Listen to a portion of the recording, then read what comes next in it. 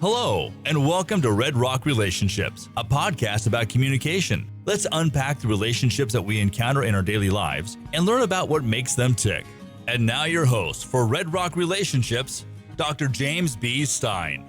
All right, we're back again. And before we start, I just want to say thank you to everybody who has recently subscribed and tuned into the show. We've experienced a nice little bump in audience growth, which is very exciting for me and my ego. But of course, we're not here to talk about me. We're here to talk about really fun Darkseid relationship stuff. We are continuing that saga. Last week, we talked about toxic relationships. The week before, we talked about we were supposed to be talking about the friend zone, and it kind of turned into a discussion on some of the more toxic elements that society presents us with. But nevertheless, we are continuing to talk about Darkseid issues. Specifically, we're going to talk about those things that we do in our relationships that hurt our partner the very, very most.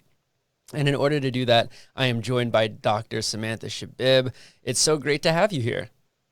Thank you, James. Thanks for having me. I'm a different type of Arizona State alum, but still part of the ASU family. Still an ASU product as far as I see it. You're undergraduate there, and then Northern Illinois? I went to Illinois State for my master's and then Michigan State for my PhD. So for those who don't know, and I know everybody cares about this drama, Michigan State and Arizona State are dead heat rivals in the field of interpersonal communication. So we're supposed to not get along very well, but I don't know, that never seemed to stop us from hanging out at conferences. No, I mean, I got the best of both worlds, so I feel lucky and honored. Yeah, and now actually you're here in state, are you not? Yeah, I'm in Utah State University, so up in northern Utah in Logan, about an hour, 15 minutes, depending on how fast you drive, north of Salt Lake City. Mm-hmm.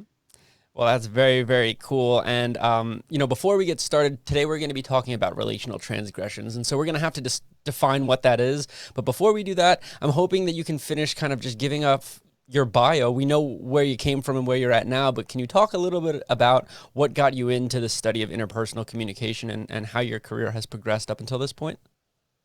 Yeah, so essentially, my overall goal in research is how can we change people's destructive or dysfunctional communication once it's become so habitualized in a relationship to more functional and productive ways.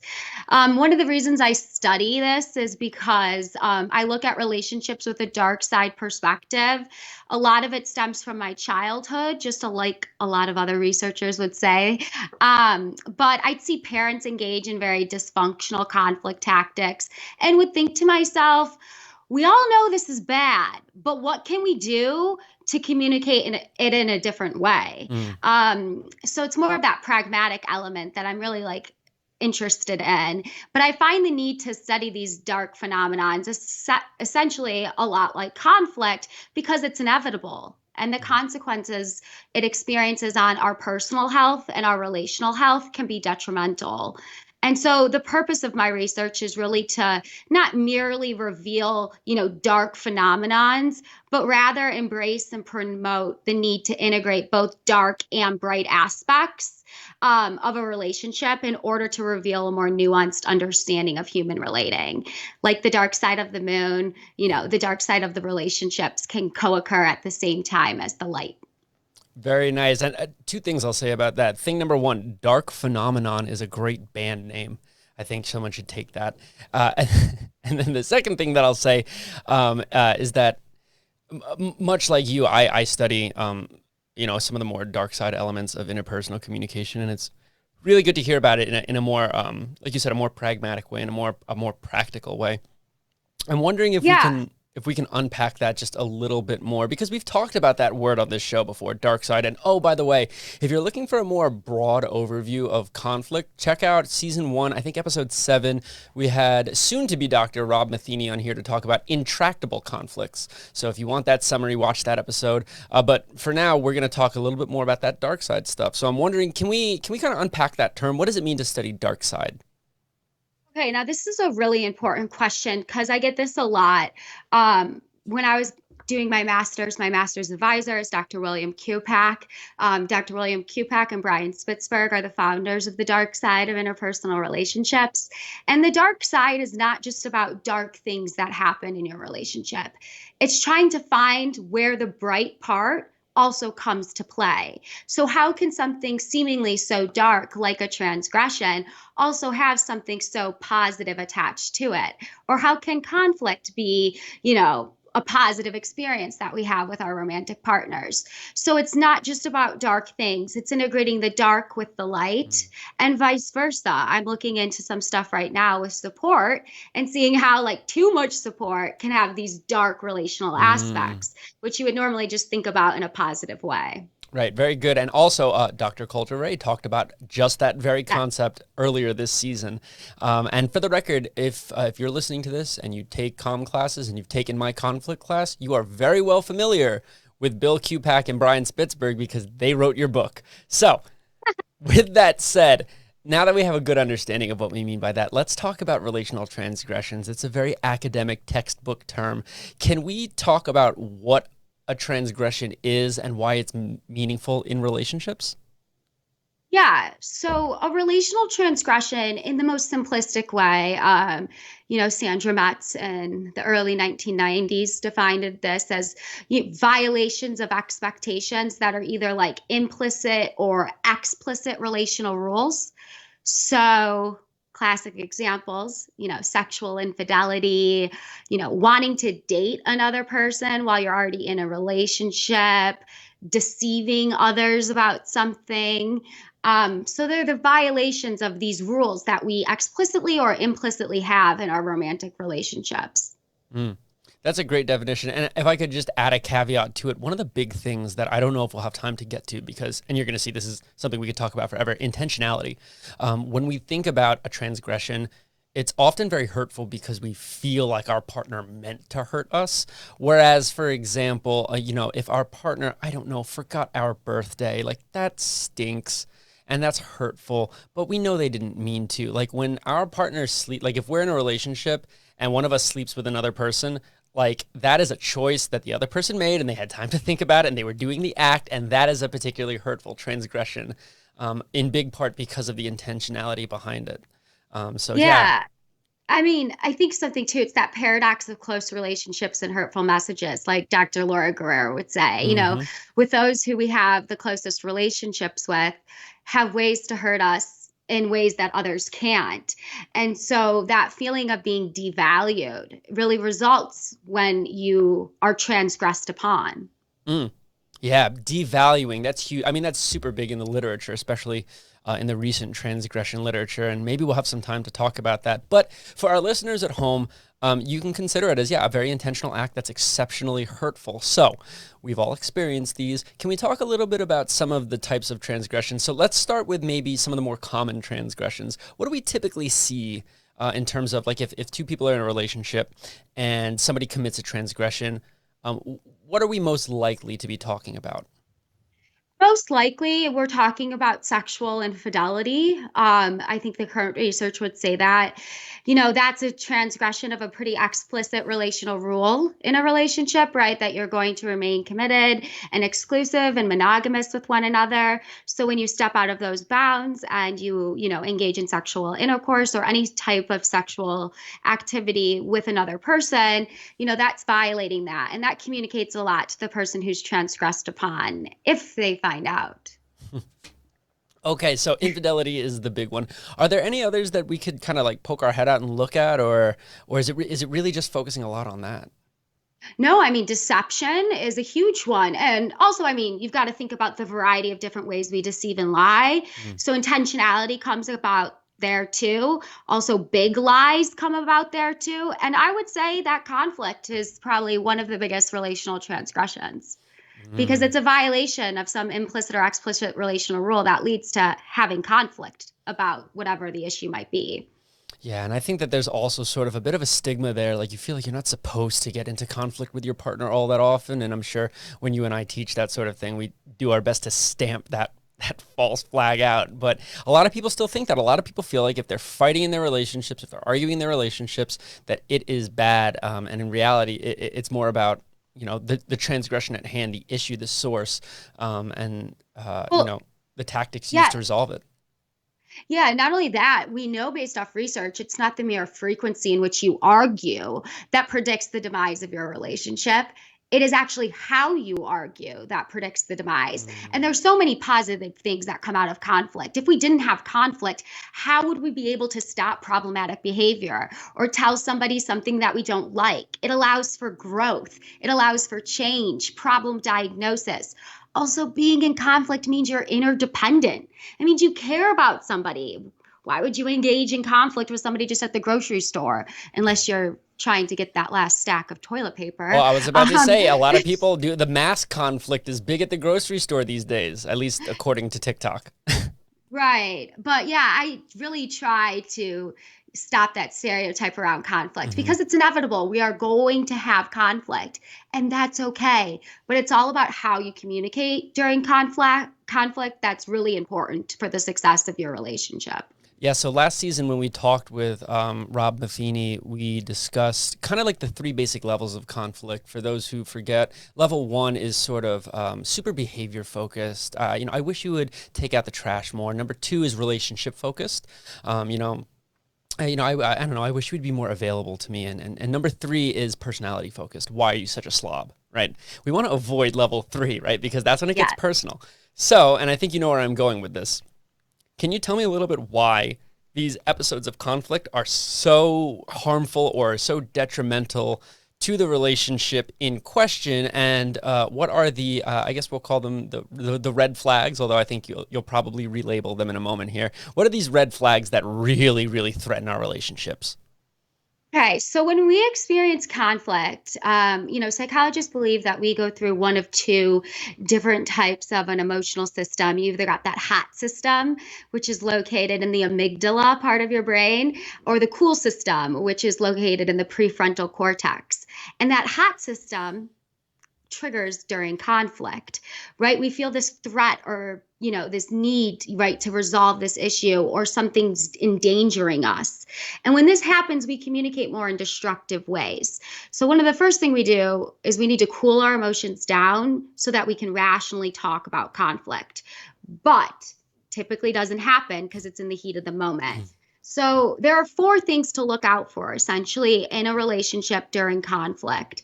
And these are notably known as John Gottman's 4 Horsemen of the Apocalypse. Gottman says that couples who divorce are likely to exhibit a pattern of conflict that includes the following 4 types: criticism, defensiveness, contempt, and stonewalling.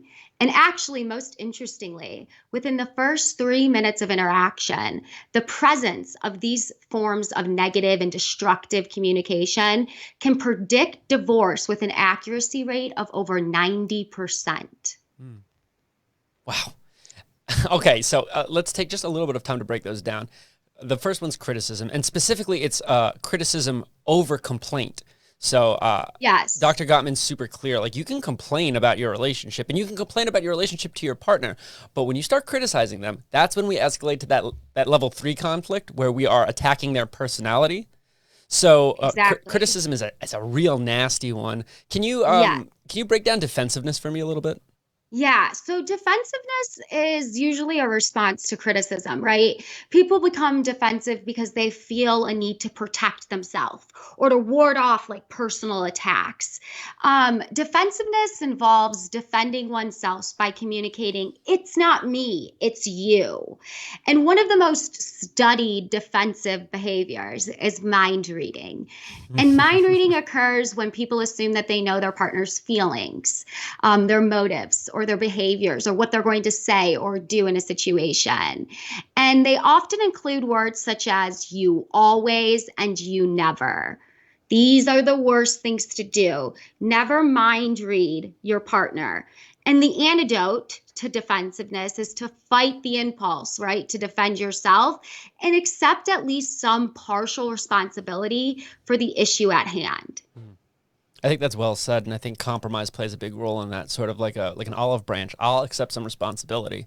And hopefully you'll reciprocate and you'll also accept some responsibility. I think you bring up a really good point in talking about the ways in which we often see the criticism and the defensiveness coupled together. They're kind of like a nasty little duo. You know what I think about? I think about, Disney's Hercules. Yes. I think about pain and panic. Like that to me Yes. is defensiveness and criticism. Like they are right there. Yeah. So, but criticisms are these personal attacks, right? And we can't change our personal characteristics, right? That's why a complaint is behavioral focused and is much better because it's saying, can you do something to change your behavior? Typically, yes, we can do something to change our behavior, but we can't change the way we are as a person. And so that leads to defensiveness, which then leads to my favorite, contempt. That's my favorite too. Yeah. Tell me about contempt. Okay, so the third horseman is contempt. When we communicate in this state, we treat others with disrespect. We mark them with, sarcasm. We ridicule, call them names, or, use nonverbal behaviors such as eye rolling or sneering. Contempt is fueled by long simmering negative thoughts about one's partner, and it arises in the form of attack on someone's sense of self. Inevitably, contempt is actually one of the most destructive and dangerous forms of communication that can occur in a relationship. It communicates an air of superiority and is often the byproduct of long-standing issues in your relationship. In other words, it's comments that belittle or demean the other person. Probably the thing that I find most interesting about contempt is that it actually erodes your partner's immune system. Wow. Let me reiterate that. You being contemptuous to your partner, they are more likely to suffer from infectious diseases like colds or flus than couples who do not communicate in contempt. That is insane. Yeah. That is one communicative behavior that you can do to someone else that actually has this effect on their health in the long term, but doesn't necessarily have the effect on you, which... Yeah, that's crazy. That is a lot. And I think it's also very important to note that contempt is one of the 7 universal nonverbal expressions, meaning that you recognize it immediately when you see it, regardless of how old you are, where you're from, or what you did. Like, contempt when you see it. And if you need proof of that, there are plenty of pop culture examples. For example, my personal favorite, when people say that somebody has a punchable face, right? That's a term that people often use to somebody who is expressing contempt on their face. That's kind of the key giveaway. But I believe that the research shows that the last one is actually the most harmful to the relationship, and that last one is stonewalling, which is the ceasing of communication. So why is that one so bad? So stonewalling occurs when listeners withdraw from the interaction, right? They shut down or simply stop responding to their partner. So rather than confronting the issues with their partner, people who stonewall make evasive statements such as tuning them out or turning away, acting busy, or engaging in obsessive or distracting types of behaviors.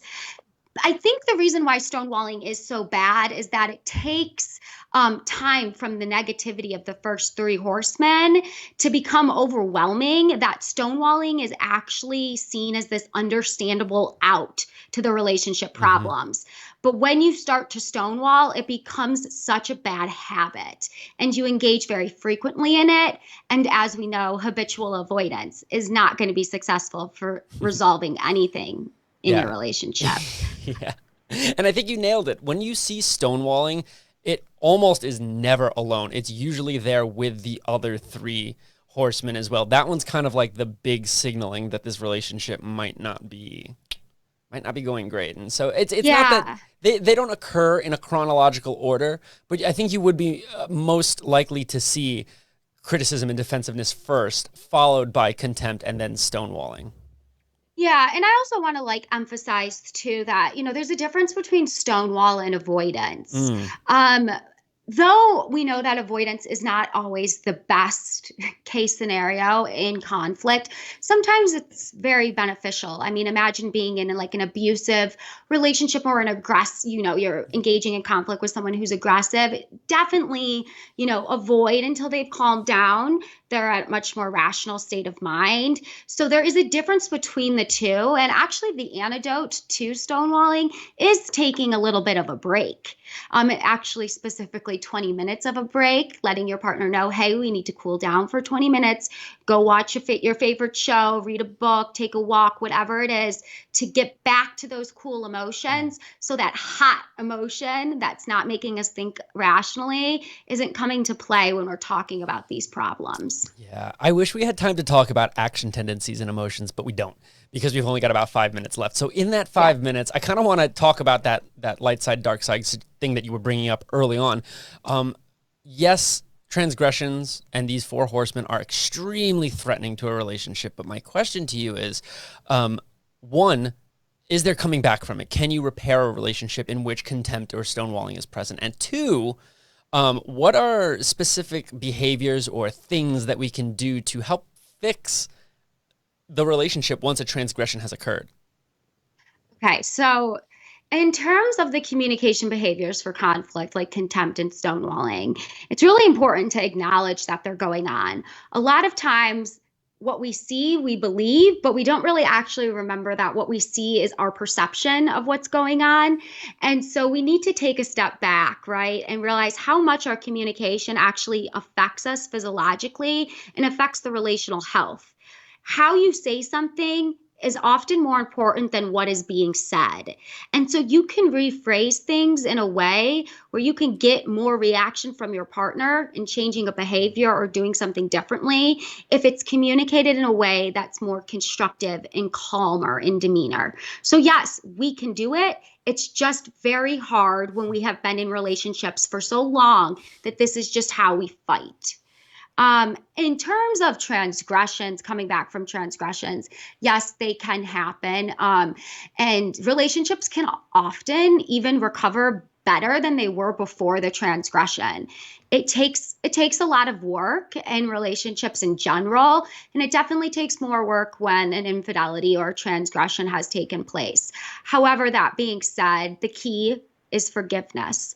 And forgiveness is not condoning the behavior by any means, but it's getting over the state of emotions that you've been in. But it takes 2 to tango. So there's only so much you can just do. Yeah. And I'm first of all, let me just say that I'm very glad you brought up forgiveness. And I don't think you know this, but the next episode that we're doing is on forgiveness with Dana Klober. So wonderful transition here. I think that you make a couple of good points. One thing that I want to say is I just had our first meeting I'm teaching like an upper division close relationships course, and it's a B session. So we just had our first week, and I just finished explaining to them how self-serving humans tend to be, and how selfish we are, and how we like to hoard our mental energy, and how we don't want to put in the work, and how we wish and we want things to be easy. But what you're telling me is that when your relationship is under siege, either due to circumstance or because of, communicative actions that you've been engaging in, the thing that we need to do is we need to put the work in. And, Yes. in this show, we've talked about a variety of ways in which that work occurs, but I think it bears repeating what you just said. You really need to work, and you need to work with not only your own interests in mind, but the interests of the other person in mind as well. And that's the hard part. Am I right? Yeah, no, it is really hard because sometimes the problem is not knowing exactly what you want or what needs to be done to change, because it can seem so minuscule, like help me do the dishes, right? I mean, the classic scene from the breakup movie with Jennifer Aniston and Vince Vaughn. I want you to want to do the dishes. Yeah. Yeah, I want you to want to do the dishes. Who wants to do the dishes? And it spirals so fast, but it shows the, negative reciprocity. When I start to scream, someone's going to scream back, and it's just going to escalate from there. And so we really just need to be more mindful about how we go about expressing our, complaints about something, and, be mindful that our partners are seeing things in different ways too.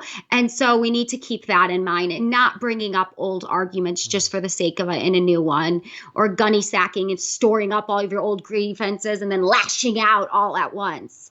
We need to address them head on and kind of nip them in the butt, so to say, before they become so dangerous, they're going to be lethal to our relationship. Yeah, and unfortunately, if you reach that point, it is important to note that, you can get over those issues. But again, it takes a lot of work. It's going to take some compromise. And as we know in relationships, we'd rather be collaborative than compromising. But there is a time and a place to do that. And after a transgression might be one. And on that note, that is sadly all the time that we have. I want to thank my guest, Dr. Samantha Shabib, for joining us. It's been an absolute pleasure. Been an absolute pleasure to be on. I felt so honored and to see you, and go Devils. Go Devils, fork 'em. In the meantime, next week, or next episode, let's say, we'll be speaking with Dana Klober all about forgiveness and resiliency and how to help mend these issues once we encounter them.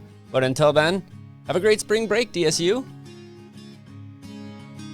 You've been listening to Red Rock Relationships, a podcast about communication. Thank you so much for giving us some of your time. If you'd like to be on the show or have questions for us, please send us an email to redrockrelationships@gmail.com. You can also find us on Facebook, Instagram, Twitter, Spotify, or wherever you listen to your podcasts. Just search Red Rock Relationships. Thank you again. And remember, it all begins with good communication.